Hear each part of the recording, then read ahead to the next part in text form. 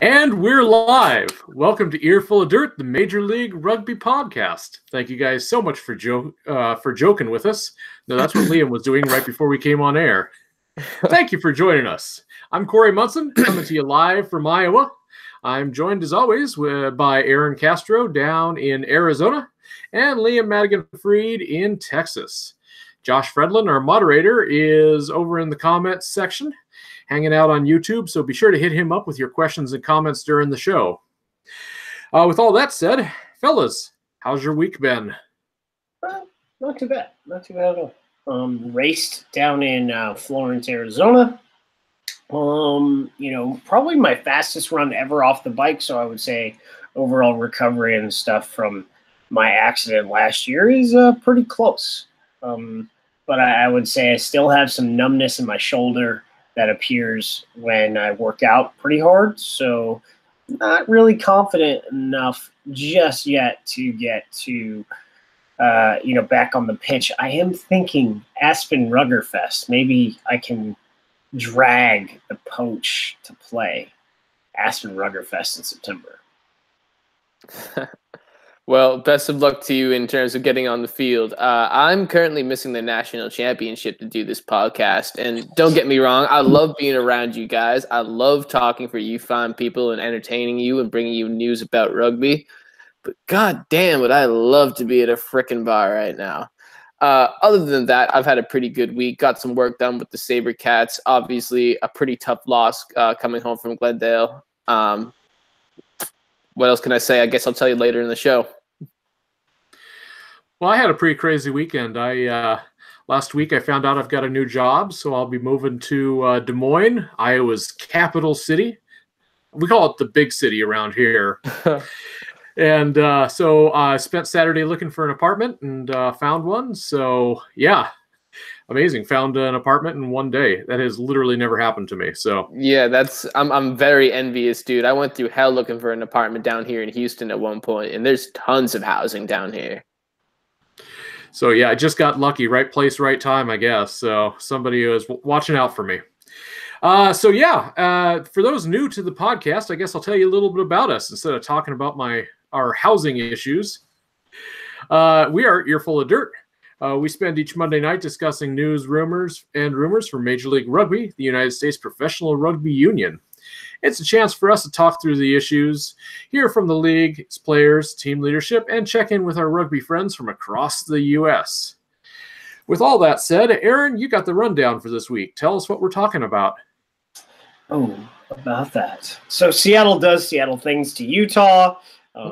Utah apparently can score a lot of points. They can't score enough. Houston surges, and then they just flop like a banana peel. Toronto drops its home opener. That was an interesting game. And then San Diego, they just look perfectly on form, like they're going to make a run. I think they're out for blood for all those bonus points they missed out on. Yeah, great weekend of rugby. So this is the part of the show where we go through the weekend games, piece by piece. So definitely going to do that. I just want to give a quick shout out before we get into it. Just say that each Sunday night, Josh does a fantastic job giving us game recaps over on earfulofdirt.com. So Sunday nights after the weekend of rugby, be sure to check out our website for those updates. That's earfulofdirt.com. So with that said, the first game of the weekend saw Seattle winning against Utah 48-36. The Seawolves continue to have close calls this season.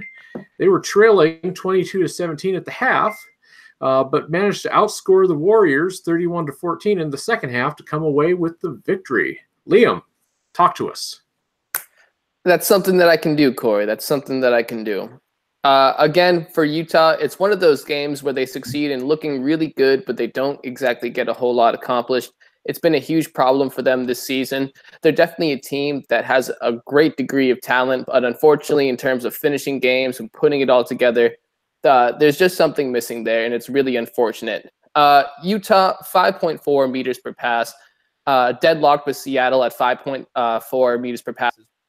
Utah slightly edging in possession advantage at 53%. Unfortunately, 10 penalties conceded by Utah. That had a lot to say in terms of how much of that possession actually counted and played out for them. Just goes to show that this is a team that is really all flash between the 22s, but not much sizzle inside of them. So in terms of some standout guys for Seattle, of course, you need to talk about Brad Tucker, 85 meters on 13 carries and 2 tries. Great game. Brad is a great guy to have in the engine room and has been a big part of this team's effective scrum work thus far this season. And is the kind of versatile forward you can depend upon to move the ball as well as be a great in the defensive phases. Along with him, you had Matt Turner put up 190 meters, while Brock Stoller 101 meters in his own right at 11.2 meters per pop. Now, despite the ultimate result, one thing we've been seeing over the last few weeks for Seattle is that they have weaknesses that can be exploited. We saw that this week, particularly when it comes to teams getting fast starts on them. They fell the other week to San Diego and had games with both San Diego and Houston, Austin and Houston, who you think they'd be far better than, but yet they had to come from behind at certain points in both of those games.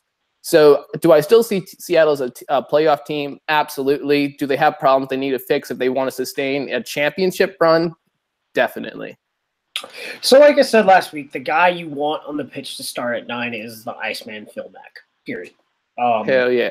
The guy you want to develop and over time and finish each game is JP Smith. They do different things. Phil is a great leader. He's just there's just, as we talk about in football, and not enough in rugby, is intangibles. His intangibles, as they used to say about Tim Tebow, are out of this galaxy. But guys, both guys played important roles in this one. Phil, as a leader, pushed the tempo and kept the Seawolves in the game, setting it up. Then JP's bullet passes out of the ruck, hit carriers in space to break through Utah's defensive line, especially late in the second half.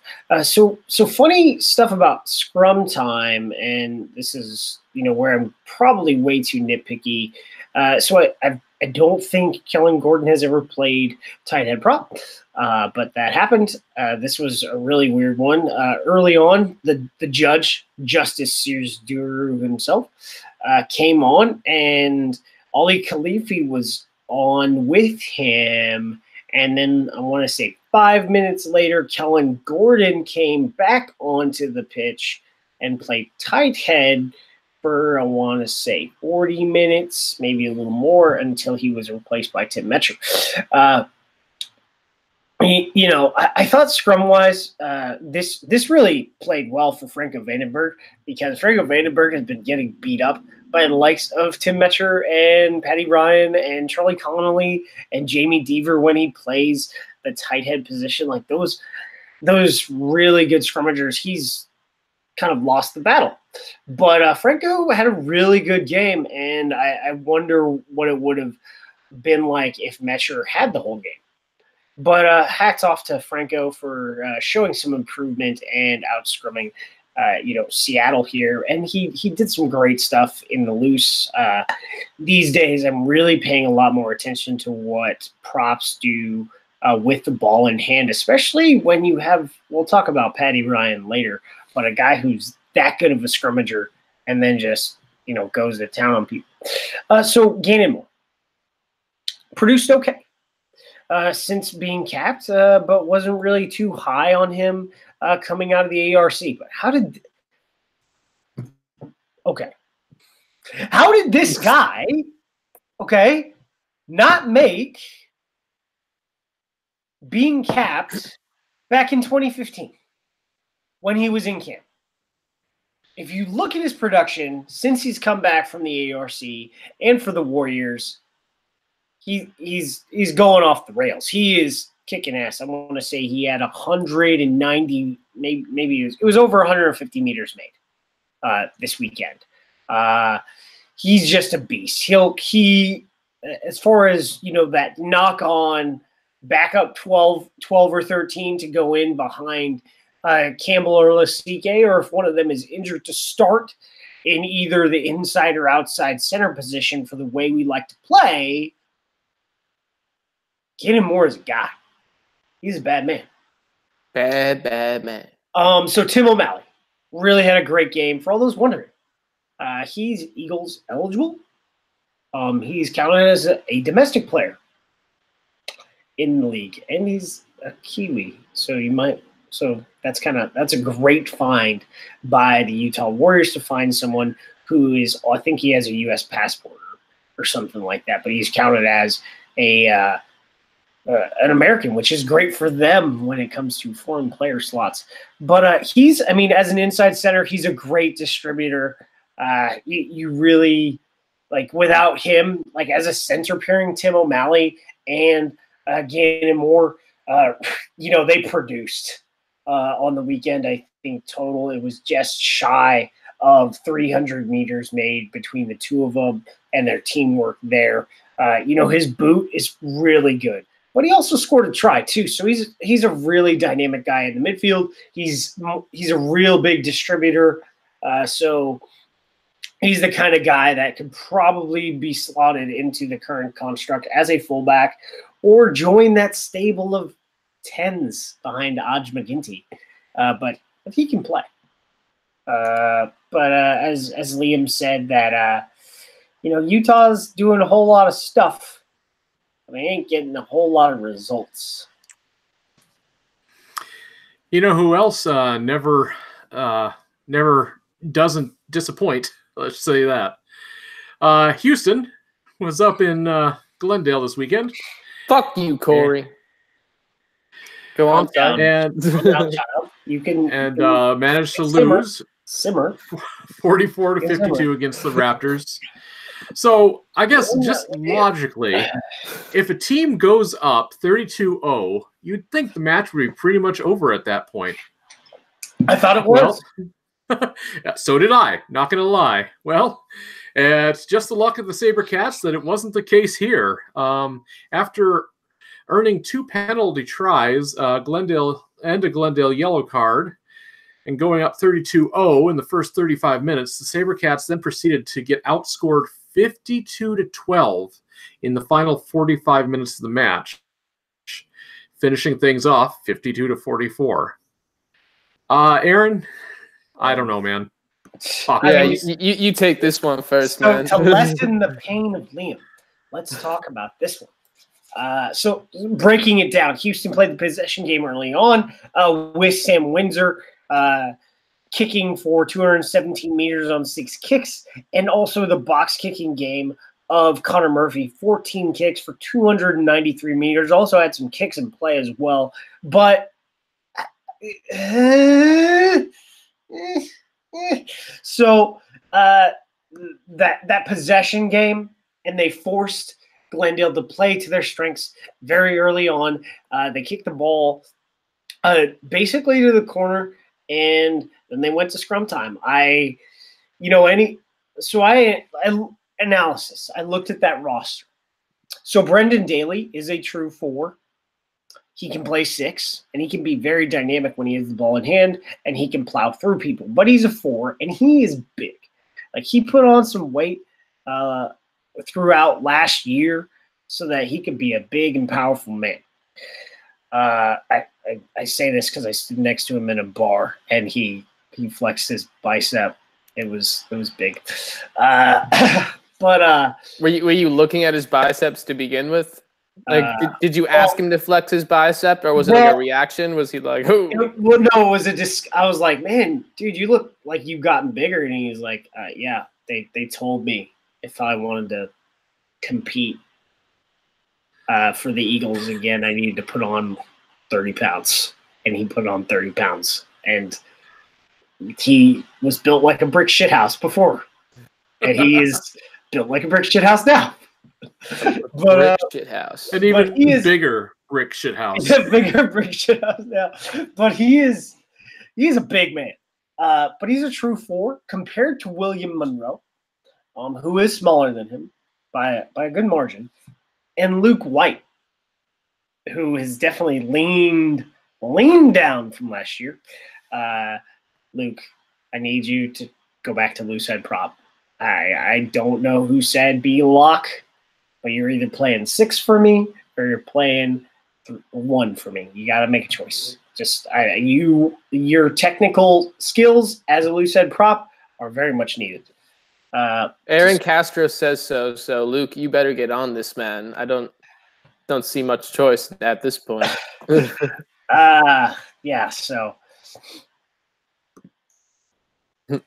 and so that's an issue. Like you have 2 true locks in the engine room for Houston, and you have no true locks.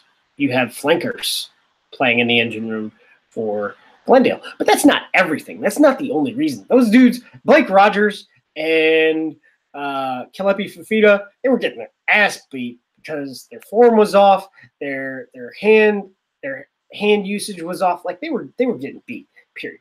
But it helps when you have heavy locks in the engine room, able to also push and drive, giving you stability. However, on the other hand, you have to look at it, though. If you have lighter locks or just like a lighter scrum overall, while you're obviously going to face problems like Glendale did against Houston, when it comes to keeping the ball in hand, you have a greater average speed amongst the 15 people on the field. Let's one way to look at it. Let's get to some of that. So, playing to Houston's strengths, it took them a little bit of time, but this is one of the things I haven't seen Glendale do, and that is adapt. Houston went up 32-0. They were running their attack very well, playing possession game, and Glendale couldn't tackle for shiznit at all.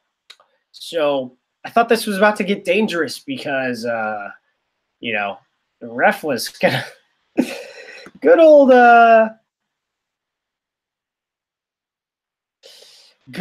Elgin Williams.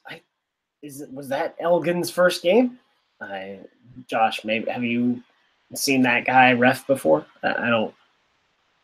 You can pipe in and say yes or no, but I don't remember. Oh, he did it. Oh, thank you. He did a game last week. That makes you feel better. Josh is a very skittish creature. Sometimes you have to goad him into the broadcast. I thought he was gonna. Man, I thought he was gonna be like the ref last week and just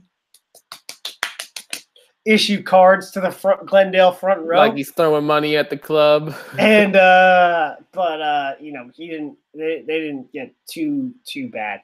But so they adjusted late. In the second half, really off the back of Johnny the Mutant, Muscles, Ryberg went into hero mode. If he doesn't score those 2 tries late in the first half, this doesn't happen. In the second half, what did they do? Glendale started holding onto the ball, and then they just did what they do when it comes to their dynamic attack, and they just pushed the ball wide, pass, offload. They hummed, and they just wore the SaberCats out by not playing to the SaberCats' strength. When it came to line out, instead of a scrum, they took the line out, and they didn't run a set piece with the maul. They took the ball out of the line out, and they just made the SaberCats run after them the rest of the night. And it obviously didn't go so well for the SaberCats because they were outscored 52-12 from after going up 32-0. Yeah. So definitely, like you guys can infer, it wasn't a good night for anybody in the SaberCats organization. Blowing a lead like that, it's unacceptable to everybody, on the field and in the office. And obviously, that's pretty clear to people at this point. But why is this happening? So to make myself feel a little bit better and to kind of organize it in my head, I did what I normally do. I looked at the stats. Well, line breaks due to missed tackles is a big issue. I know Aaron mentioned a little bit earlier that Glendale was missing tackles left and right in the first half, which is definitely true. But Houston had 35 missed tackles, still while controlling 51% of possession, and they allowed a whopping total of 14 line breaks. So you can make all the heroic tackles in the trenches that you want. If you allowed those kind of numbers on defense, you're not going to be effective. All right? So Glendale had a grand total of 1,244 meters on the ground with an average meters per pass of 6 even. Houston, less than half of that at 502 total meters, but a pretty good meters per pass mark of 7.7, most of that coming in the first half, of course. However, what's more impressive, for Glendale, I guess, and perhaps a little bit more woeful for the SaberCats, is that they had 3 different players go over 100 meters. Johnny Mossels Ryberg, of course, leading the pack with 161 total to go along with 3 tries on the game. After him, you had the big man Luke White with 127, and Murphy Taramai with 112 meters. So, Glendale, tons of playmakers on the outside. Mika Cruze, no tries this time, but still really not as effective as he has been this season, but still flashing all of his raw talent and potential at the young age of 20. The Cats, meanwhile, they definitely did have their fair share of meaningful contributors. Of course, with a 32-0 lead, you have to at some point. Cecil Garber had 10 meters per carry on the night, while Kelly Kohlberg got a try and showed why he's still one of the most tenacious players in Major League Rugby. He ended up leaving the game with an injury, but he's still one of my favorite guys on this team, and I think he's going to show some more special things going forward as long as he comes back healthy. Then my man Malachi Esdale racked up 91 meters in a try. This guy, people don't doubt his raw, natural ability and his playmaking potential, but I feel like he's not talked about enough just because of the SaberCats record. I feel like if he gets involved more, the more touches Esdale gets, I feel like the more successful the SaberCats can be. He forces people to commit more than one person to a tackle just to get him down, and he also pushes the gain line forward way faster than a lot of the people on the outside of him can. So get more Esdale in there, get Kelly Kohlberg healthy, keep allowing the scrum to do what it's doing. All right. Third up, we had the NOLA Gold traveling all the way north. Is NOLA the most southern team we have? Yeah. The most Cajun, the most southern, southern. It's definitely the most southern. I guess the most. If we're going by longitudinal, is it the southernmost team? If we're going by longitudinal, I think Houston is. But as far as being southern is concerned, they are more southern than Atlanta. Whew, I do declare. The most authentically southern team traveled to the most northernly team's home this weekend, as NOLA stole one from the Arrows 35-31. This is the first ever Major League Rugby match, the first professional rugby union match to be held on Canadian soil, and the first of 8 straight home matches the Arrows have coming up for them. They played in front of a sold-out York Stadium crowd of 3,081 people, and apparently had some beer issues that I'm told, thanks to Twitter, is now resolved. So yeah, Arrows have addressed the issue of running out of beer, and it will not happen again, but apparently they still need to address what the hell happened last week and how they lost that game. So, Liam, you're going to fill us in on that part. Yeah, sure. Leave it to the Canadians to run out of beer. Just shameful. You got to learn how we do it in the United States when it comes to rugby. And step 1, bring the beer, okay? So, just want to say I knew it, I called it, count it. Just because Toronto was at home didn't mean that they were automatically going to win this game. All right? NOLA has been the better team. They've been the better team all season. They've been a lot more effective on both offense and defense. Toronto, they're still the team that operates kind of slowly when they're at their worst, and NOLA is just built to take advantage of that with the amount of depth that they have across the board and just how athletic they are, on average between all their players. Now, the Gold had 953 meters gained with a slightly below average meters per pass of 4.7. That's okay. They still controlled 50% of the possession to go along with a 68% gain line mark. All that helping to ensure that they stayed within reach of a comeback should one be needed, which, of course, they did.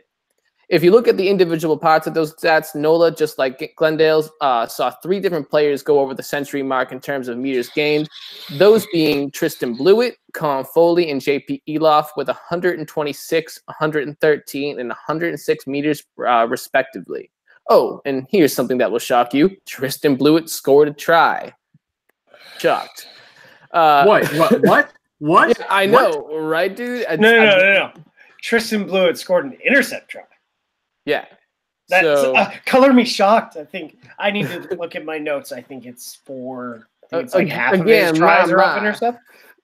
Half of his tries are off intercept. Cam Dolan might be getting annoyed since Cam Dolan has, if we do this correctly, I think Cam Dolan has the record of intercept tries scored in an Eagles jersey or something crazy. It's something weird. It's like 6. Yeah, well, leave it to Nola to find those playmaking guys on the outside. Although Cam Dolan is on the inside, whatever, go figure. But not to ride Nola too much. We're gonna go over to Austin. Gaston Mires led the way for Toronto. Is he even French? Why am I pronouncing him like that? Mieres. Yeah. There we go. Yeah. Led the way for Toronto in terms of tries, putting 2 down in goal to go along with 3 line breaks. Alongside him, Dan Moore, as always, was a pretty competitive factor in this match. 10 carries with 101 meters gained. Pretty good showing. Unfortunately, just wasn't enough to secure that victory. Toronto, they have the working parts to be competitive. Plus, they have a guy named Johnny Moonlight. Like, are you kidding me? That sounds like a 50s Greaser gang nickname. And if that's not the most marketable name in the Major League Rugby, then I don't know what the hell is. Oh, Harley Davidson. Oh, all right. Yeah, my bad. Sorry, Harley. Never mind. But Johnny Moonlight. Yeah, he's got to use the finger guns. Johnny, finger guns. It'll work. Trust me. But also, you might not trust me in saying that I don't think Toronto is a championship caliber team this year. I don't know. Prove me wrong. Johnny Moonlight. Johnny Moonlight. I love Johnny Moonlight. Johnny Moonlight's a great guy. I worked for him, I guess. I was the Team Canada liaison when they played at Silicon Valley Sevens. Really, really good dude. I was very pissed when he retired, but he somehow found himself back to playing rugby. For anyone who wants to know, the reason why he hasn't been in the Toronto shirt every weekend is because he's a firefighter and duty calls. So got to make that money. A firefighter named Johnny Moonlight. Like, yeah. I feel like that's a comic. Like, is that not like the coolest graphic novel idea? Like a firefighter by day, rugby player, superhero by night. Hey, somebody who works in comics needs to just make that happen. Yeah, straight up, I'll write it if you want to draw it. So I clicked on this game. I was rushing back from Costco. Costco, you should sponsor us. Thank you. And NOLA were up 14-7. I think all of us picked. I need to go. Maybe only I picked NOLA. I don't know. I think we had like a 2 of 3, 2 to 1. Picking Toronto. They were up 14-7, got that penalty try early on. Not that I doubted New Orleans. I don't. I just thought the Arrows would get this, especially after that smashing of Utah. But I suppose it really shows where the Warriors are as a team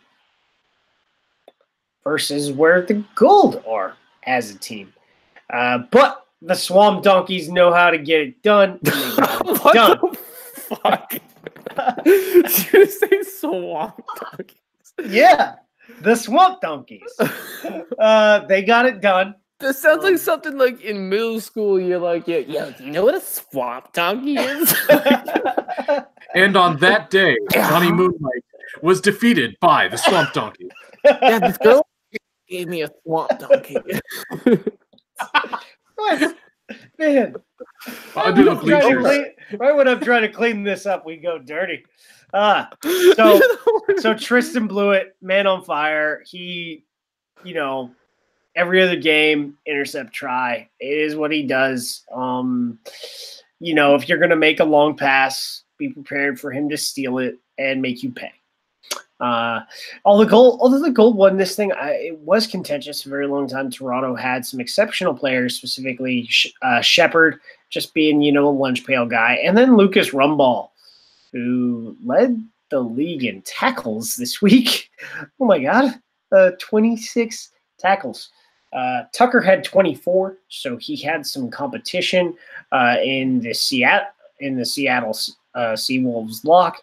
But man, that was a lot. Had 73 meters made, so had a really good game from Lucas Rumball. But overall, I really looked at this NOLA game as a true team effort where, you did have standouts in Foley and Elof and Blewett, but just I don't know. It just seemed like a really weird game, if that makes sense to anyone. But guess what you got to do? You got to go get that bonus point when it's kind of weird in Toronto. And they put themselves in pole position again this week. Also, to Nick Henry, your potato salad, it goes on the side. It does not go in my gumbo rugby.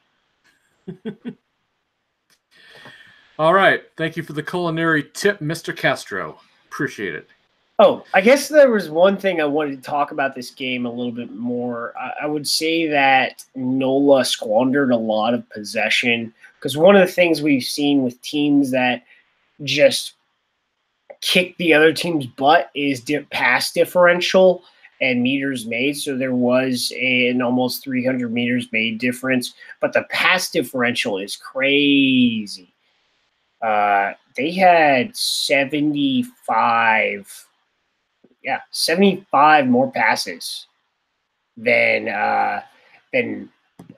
Toronto did, and that is what allows you to find the gaps in someone's defenses when you have a high ball movement attack.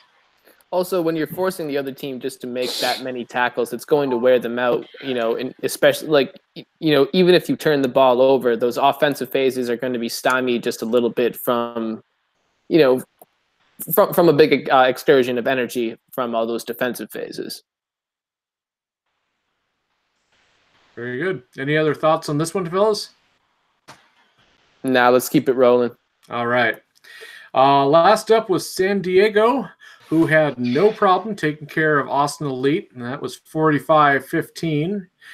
A couple of weeks of looking like a team ready to turn the corner. The Austin Elite took a step back this weekend against the Legion. They got off to a quick start early after a long-distance penalty kick. However, San Diego responded with 3 tries in a relative quick succession.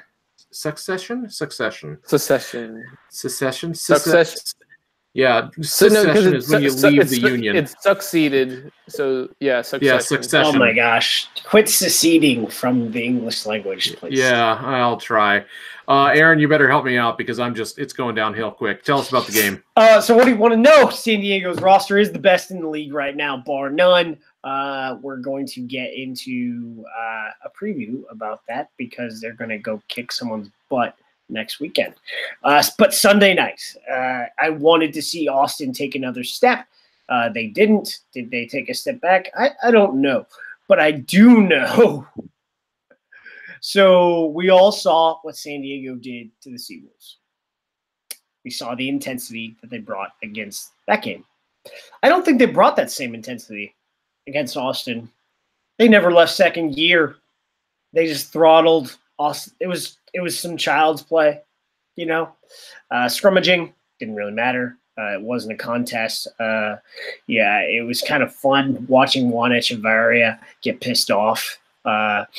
In fact, thank you, San Diego, for not scoring more than 30 points having a point differential of more than 30 points because someone's buying me a beer. Thank you. Nate Augsburger. Nathaniel Channel, as you are on the Twitterverse. You're a bad man. So Nate knows I've been a critic of his as a scrum half. I think as a wing, he does things that some other wings don't do. He is a dynamic player. But when it comes to his form as a scrum half right now, he is on fire. His service is good. His carries around the ruck, as he previously used to do, lead to tries continuously. Happened last week, happened this week. So he will definitely be pushing Davies, DeHaas, and Boyer at scrum half during PNC camps. And Boyer, unless something happens, Boyer might get left behind with this form, unless he's able to push Nate out of the 9 spots. So maybe it's DeHaas who gets left behind. I don't know. A lot of efficient ball from the kicking game, 408 meters from Joe Peterson, Nate Augsburger, and Mike Teo, which really created a lot of issues for Austin. They were basically pinned back inside, I think, their 10-meter line way too much of this game. And let's talk about the floodgates opening. So a really bad clearance kick. I think it was from Rodrigo Silva. Maybe it was Andres Villaseca. I forget. I don't think it went 10 meters. They weren't ready for it. Well, Ryan Marius, he was ready.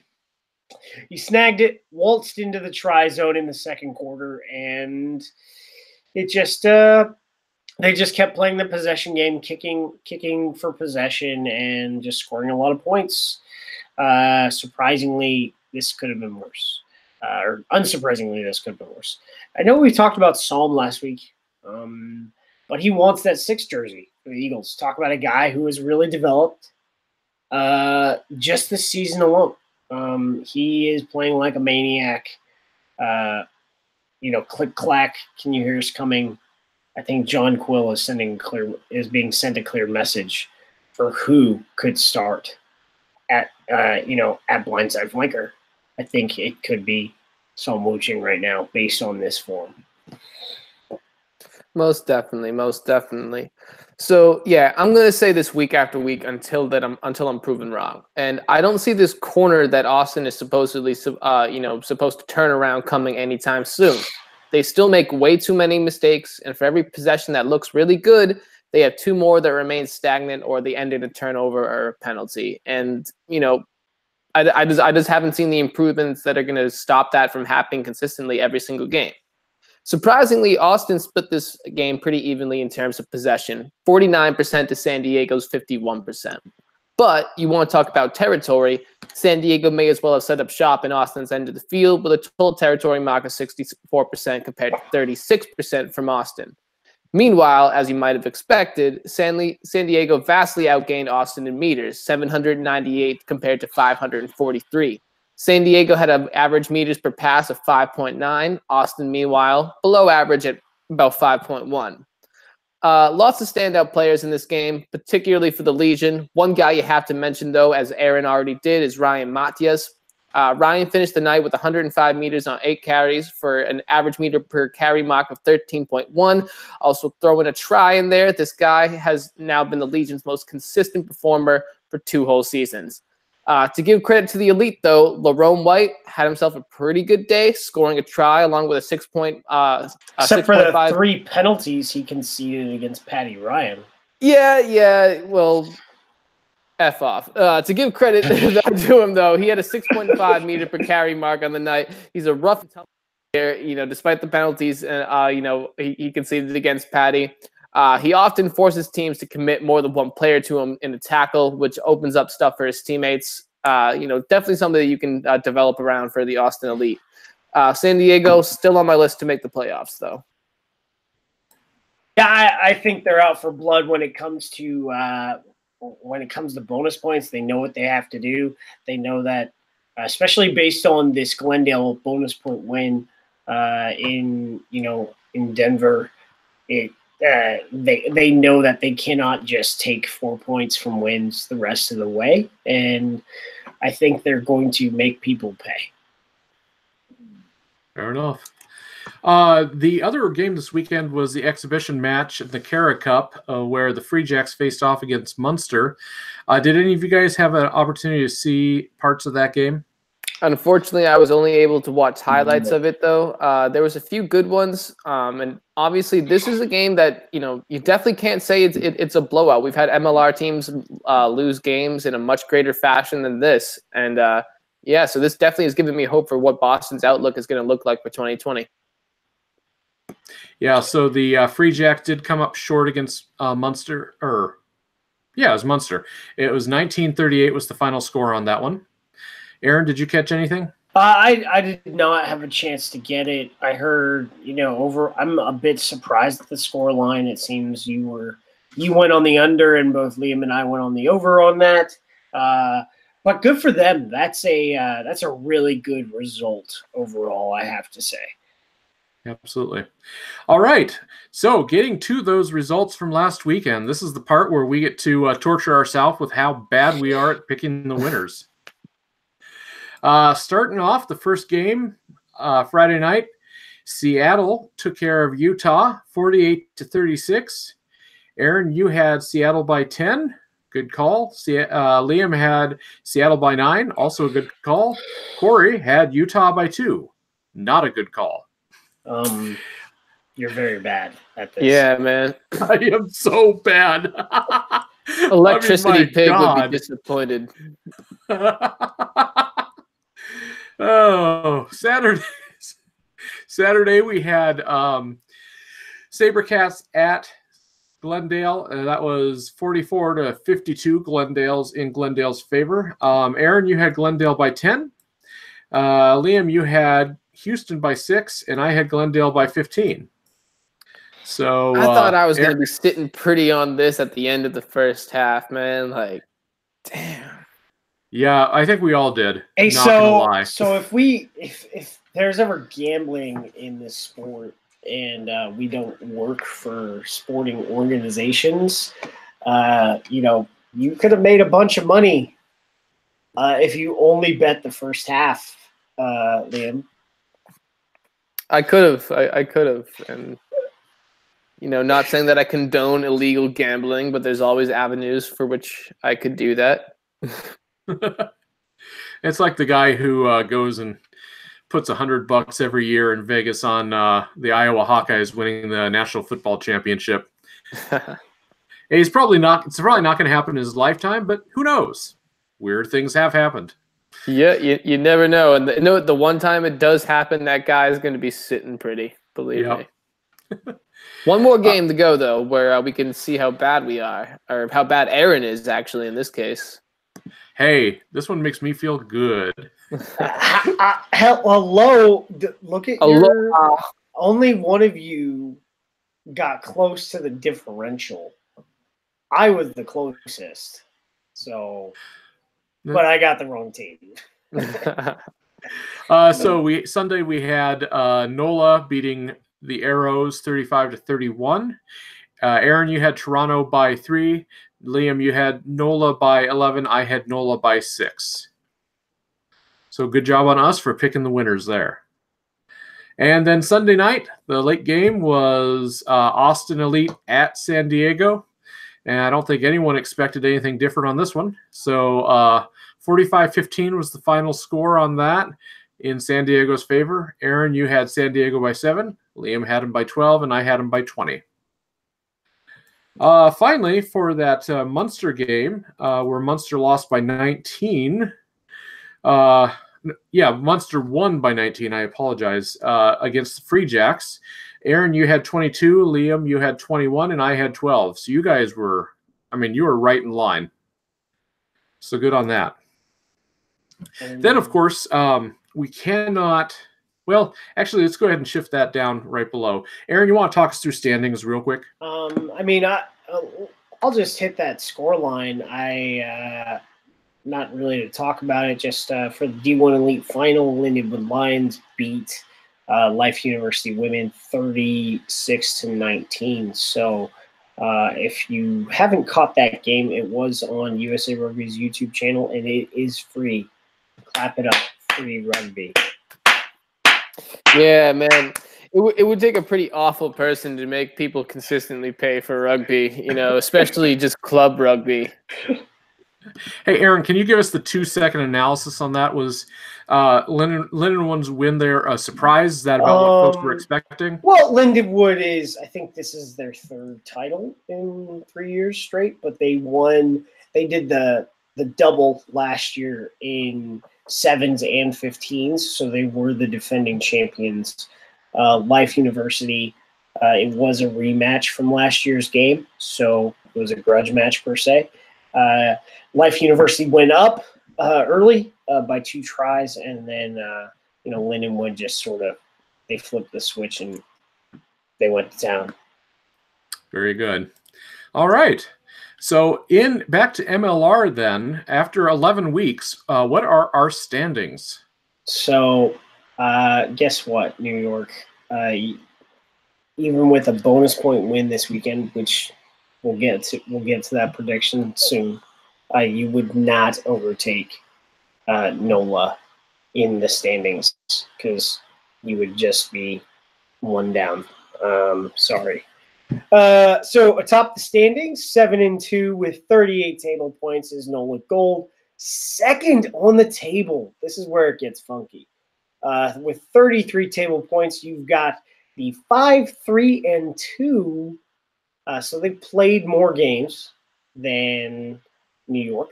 Okay, they played 2 more. So this is where the math gets funky. But 5-3-2. So they've won less than the next 3 teams. They are at second on the table. New York at 7-1 with 32 table points. They are tied, but they have the tiebreaker based on having 2 less losses and 1 more win than Seattle. But 32 table points for Seattle in the 4-hole right now at 6-3. It's important to note that San Diego, 5th, has the highest point differential in the league. They now have a greater point differential than both NOLA and New York. They are sitting at 5th at 6-2-1 with 31 table points, and I'm pretty sure they're going to take someone's lunch this weekend. Toronto at 6th. Oh man, they've got a big hill to climb. They have 24 table points. They are 4-5 at this point in the season. And then at 7th, it's really lonely down at the bottom 3. At 2-6 with 11 table points is the Houston SaberCats, and Utah got a bonus point this weekend. 2 bonus points. Was it 2? No, just the 1. With 10 table points at 1-6-1. And, as always, inching closer towards undefeated at 0-10 with 4 table points is Austin Elite. Is undefeated the right word to use there? Well, I got it from somebody else when the Lions went undefeated. Unwinned? Non-winning? Whatever. Brown? I mean, he was Hugh Jackson. But the point is, you should get a special award if you lose every single game, because it takes something special to lose every single game. The Hugh Jackson Award. That was the case with the Lions, at least. Yeah. It took something special there. Yeah, that's exactly what I was thinking, Josh. Josh said it should be the Wooden Doug. The Wooden Doug Award. All right, so coming up, we have got Week 12 action just ahead of us. Starts off this weekend, Saturday, April 13th, 3 p.m. Eastern on ESPN Plus with Utah visiting NOLA Gold. Well, guys, I don't think there's going to be a surprise here, but what do you think for the score lines? Well, Utah has scored a lot of points, and NOLA gives up a lot of points, but Utah also can't score enough. NOLA's going to do it, and they're going to beat them by 12. So there you go. I'm going to go NOLA by 10 here. Again, Utah's going to look good doing what they do, but NOLA's going to be the more complete team. I'm going big on this one. I'm going to say NOLA is going to win by 20. They're back home. and there's nothing like a home field advantage. So, plus it's very possible, the Warriors might go out for supper the night before, get into some hot and spicy Cajun food that they just can't handle from up north there. And like, what is it? I need to. Well, it's not Montezuma's Revenge because it's not Mexican food, but we need to figure out something to call that. Acadian Revenge. They might end up putting the swamp donkeys where they don't belong, man. It's NOLA. So Saturday night we have got Seattle traveling to Houston. That's 6 p.m. Eastern on Facebook Watch. Aaron, what do you think on this one? Seattle -10. They just come on. I really. I don't know. I can't really see the Houston even pulling the one up, even if it's the Aviva home opener. They just gave up a 32-point lead, man. No. I'm still going Houston -2, man. Frickin' it's the Aviva home opener, and they're hungry for a win, especially after that. After they've given up Liam's that lead. holding on to the raft. Around these around these parts, we always say even a broken clock's right twice a day. So, Liam, you just keep guessing that. I thought you guys just said can't get there from here. I'm saying Seattle by 5. I think it is going to be a close game. But I do think that Seattle, their experience and consistent quality of play is going to win out in the end. So that takes us to Sunday afternoon, another ESPN Plus game. This is at 1 p.m. Eastern, San Diego at RUNY. I think this is going to be a good game. I really, really do. So, Aaron, why don't you take us with your prediction? Well, both of these games are on. They overlap. This is annoying. So this can be a great game. I think San Diego travels to New York. It could be a bad game. It really depends on the roster that New York is able to field. I know they rested some players against Austin, but they also had to rest some players against Austin. They are dealing with some fitness and injury issues that they hopefully the bye solved. However, Legion are ready. They just did a warm up against Austin. Their roster is fully fit, and you know what they have? What do they have, Aaron? They have Joe Peterson. Mighty Joe. They have a great scrum, but they've got the best fly half in the league. Basically playing this crazy possession game, pushing. They're going to be playing inside their 10-meter line all game. So there's that. So San Diego -7. I'm going to go San Diego -5. I agree with Aaron. I think this is San Diego's time. They're looking to make that leap into the playoffs, and if they can keep Rugby United New York down by more than 7 and make sure that they get no bonus point out of this contest, they could potentially kick them out of the playoff race for the time being. So I think that's something that San Diego is going to be hungry to do. So San Diego -5. Well, I'm going to be the contrarian here because I'm terrible at picking these things and go ahead and just say RUNY wins by 10. Double digits. I have absolutely no reason for this one. I like home teams, so I think that's my excuse. Good as any. Last game of the weekend, and you're right, Aaron, this does overlap at 2 p.m. Eastern, so an hour offset is on Sunday on ESPN Plus is Austin Elite traveling to Toronto. And, I think we all pretty much know how this one's going to go. So, Aaron, what's your score line? Toronto -15.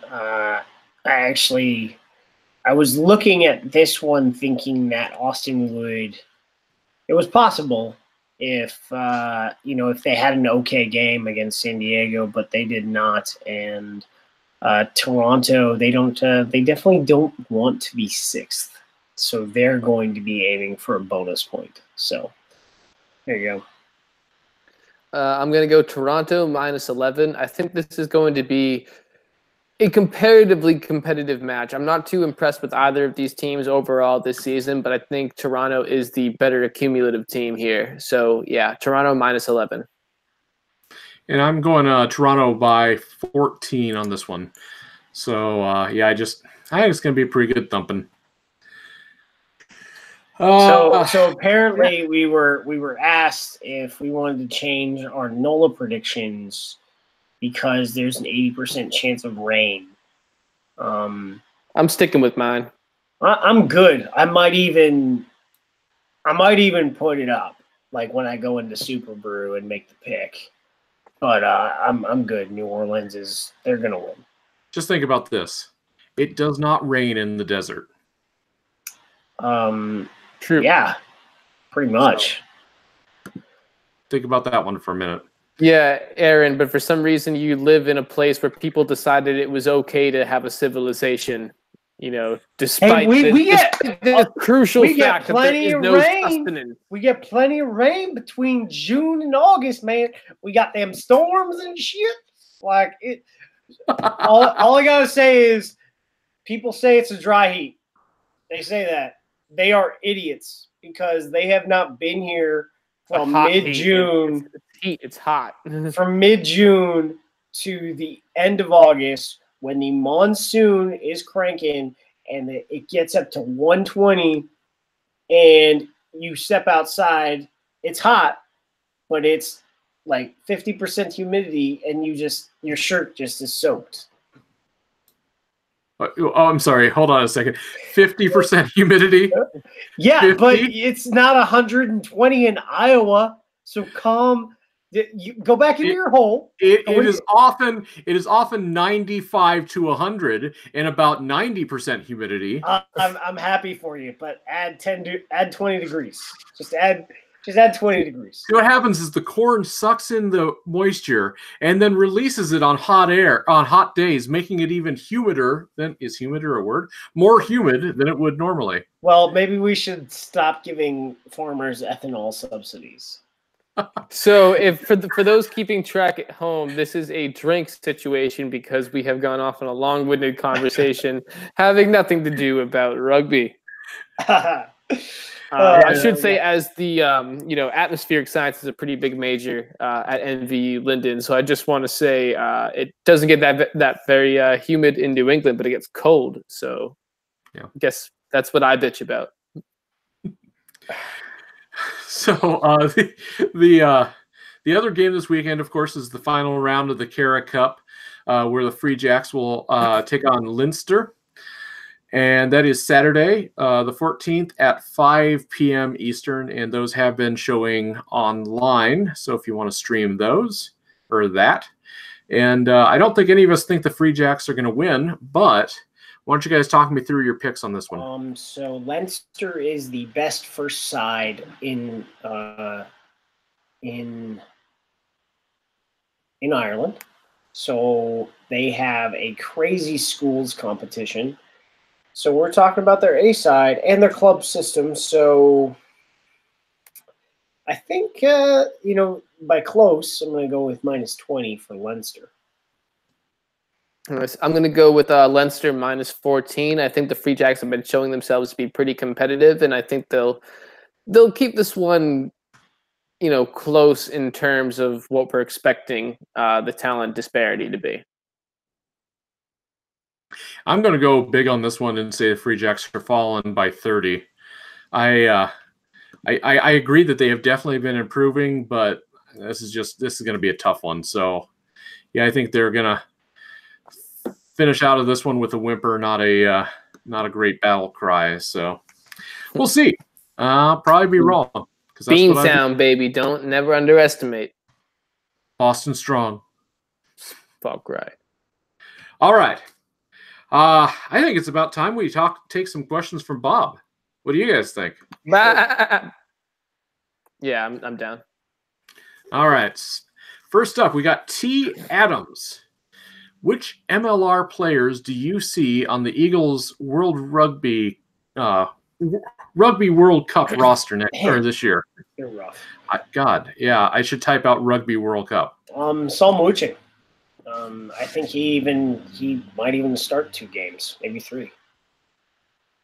I'm obviously not going to go through and do a complete roster. There's a big difference between who I think I'm going to see and who I'd want to see. Who I'd like to see is Zach Pangelinin, Malachi Esdell from the Sabercats, maybe Zinzan Elon Puduk from Austin, Danny Collins from New England. That's a lot of fullbacks back there, but people know me. I know I'm a fullback guy. Also from the Sabercats, Joe Kelly. If he gets fully healthy and put some more tape, on a reel, he's somebody who I think could definitely be effective. All right.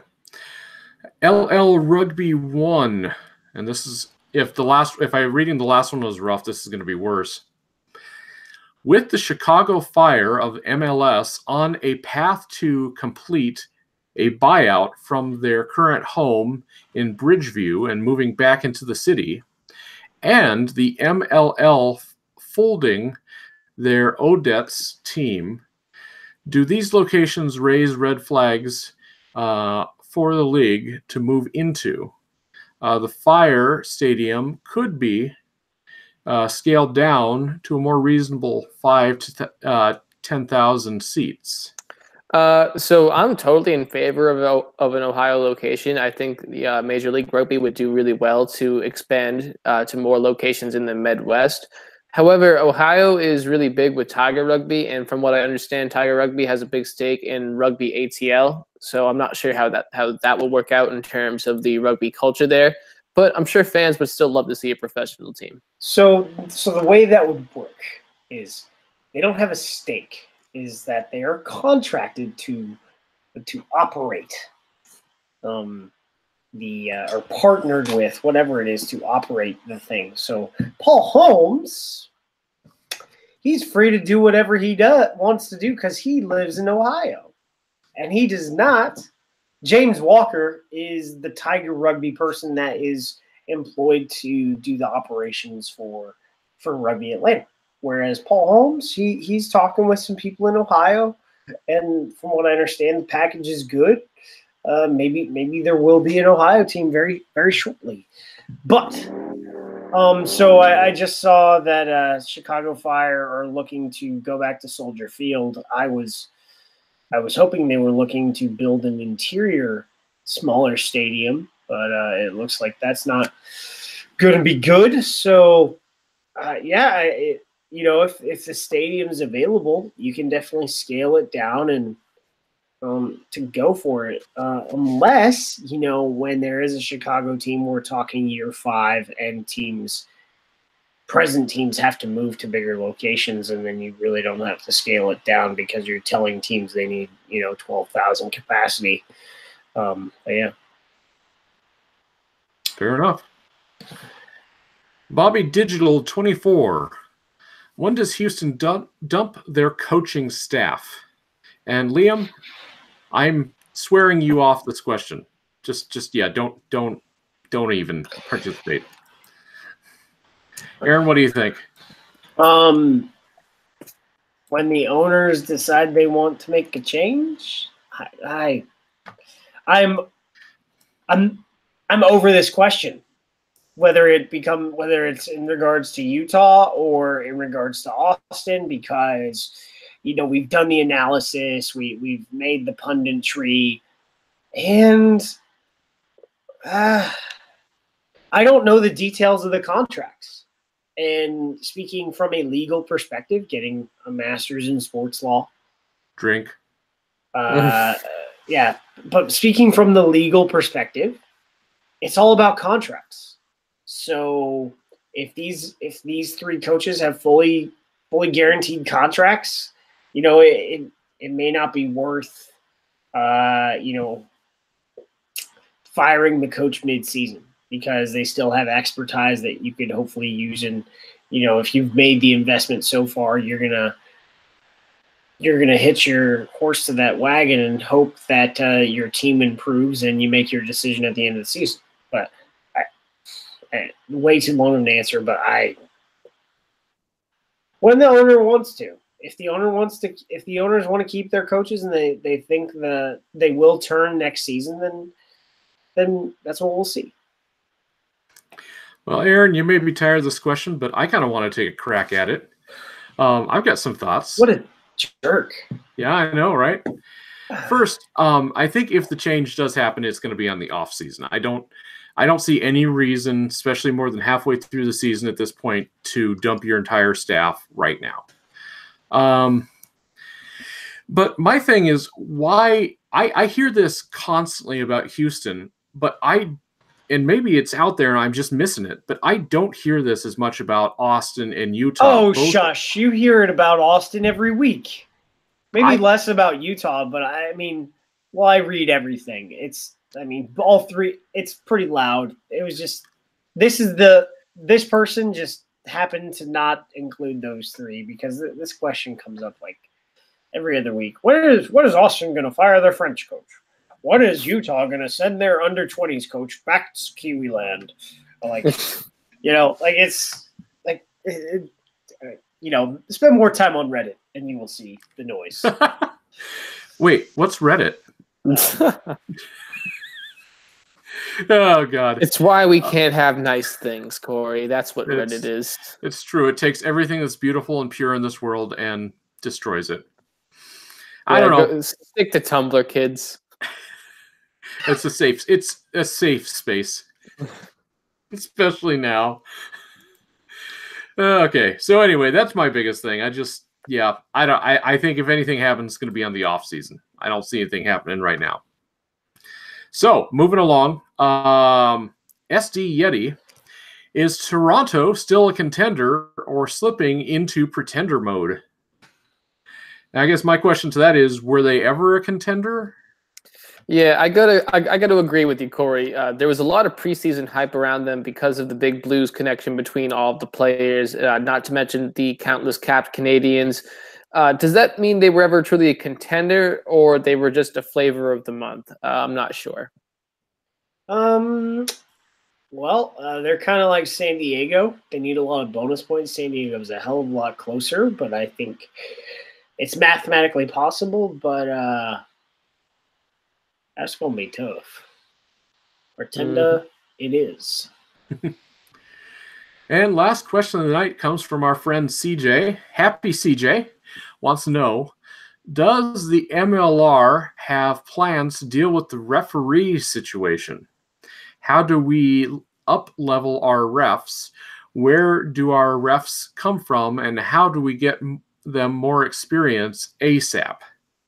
Well, obviously, experience is just going to come with reffing more games. And, as much as that sucks, you have to accept the fact that the United States is going to be a developmental country for a lot of both players and referees and coaches.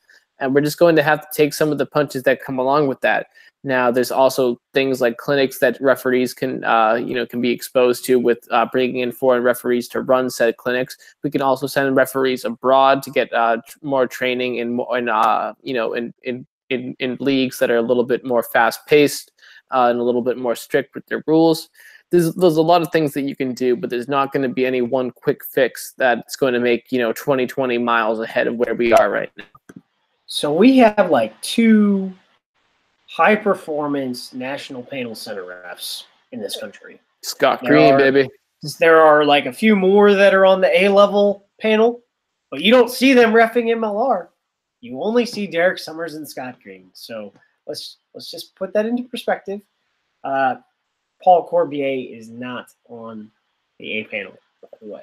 So he, by way of his resume, from having supposedly, I don't know, from what I understand, he ref Pro D2 and Federal 1, so he's got a high performance pedigree a little bit. But those are the three American-based referees. We haven't seen anyone from Canada this year. Chris Asmus has not gotten a lot of MLR assignments, and I don't know why. I think he was one of the better refs last year. I guess he pissed somebody off. The only way for us to grow our crop of referees is to continue to assign them to MLR games. Now, you know, we've got a lot of young referees learning and taking those assistant referee and fourth official slots locally. At every MLR game, you're seeing a lot less, I guess, centralized reffing teams where that same reffing team, I think Scott Green reffed 3 games in one weekend. Like, he reffed on Friday, Saturday, and Sunday, once in the center and twice as an AR. Like, I mean, like, it's a lot. The workload is being better managed this year. Now, since there's a heck of a lot more games, we've had to bring in a lot of refs. Ben Krause came in. The guy I mentioned earlier, Elgain. I'm not going to try and screw that anymore. Mo Chowdhury. Where's Mo Chowdhury? I haven't seen him ref a game. He did get an ARC assignment. He's a Canadian high-performance ref. I would like to see him more. He's pretty good. But the only way for them to ref more high-performance games. That means the high-performance collegiate games. There's very little Division I club rugby anymore. So, you know, there's that you can't say Division I club is a high-performance game. So you have a select number of collegiate games, and you have MLR games is where you train them up. Like I said, we're training them up, but you know, it's going to take time, and we got to bring in more foreign refs. And I think, you know, what would be great is for Nigel Owens or Wayne Barnes to like lead some development clinics here for our permanently stationed, quote unquote, MLR referee panel. All right. Well, CJ, I think you got your money was worth on that one. Yeah.